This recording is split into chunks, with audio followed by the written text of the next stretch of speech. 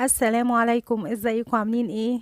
كل سنة وانتم طيبين. هنعمل مع بعض النهاردة شوكولاتة حلوة قوي. تنفع لضيافة العيد وتنفع في اي وقت طبعا. كلكم طبعا عارفينها، هي شوكولاتة الباونتي. حلوة قوي. هنعملها بثلاث مكونات بس، من غير فرن ولا غلبة، ومش هتاخد مننا وقت خالص. كان في منها نوع زمان، لو في مصر اسمه جيرسي لو تعرفوه. سهلة جدا، يلا بينا مع بعض نشوف هنعملها ازاي.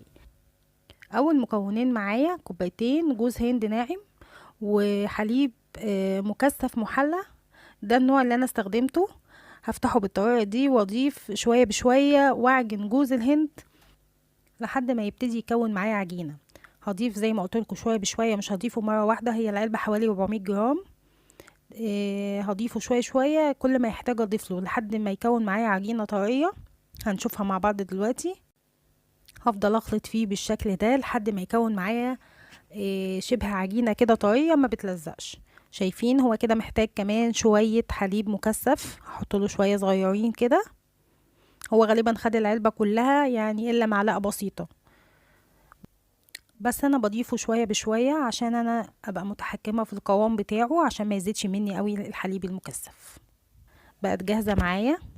شايفين بتلم معايا وبتعمل معايا كور، هو ده اللي انا عايزاه، مش عايزة اكتر من كده. هبتدي بقى اخدها واكورها الحجم اللي انا عايزاه، كور في الحجم اللي انا عايزاه بالشكل ده. عايزاها كبيرة عن كده، عايزاها صغيرة عن كده، براحتك خالص. وبعد ما اكورها كلها بالشكل ده، هبتدي بقى اجيب عندي هنا شوكولاتة دارك، وابتدي احط فيها كورة كورة واغطسها في الشوكولاتة بالشكل ده. سهلة خالص. وبشوكتين كده اشيلها واصفيها خالص واهزها كده عشان وشها يبقى متساوي، وارصها على ورق زبدة لحد ما تنشف معايا خالص الشوكولاتة. ممكن كمان احطها في التلاجة بالشكل ده. طبعا المكون التالت بتاعي هو الشوكولاتة.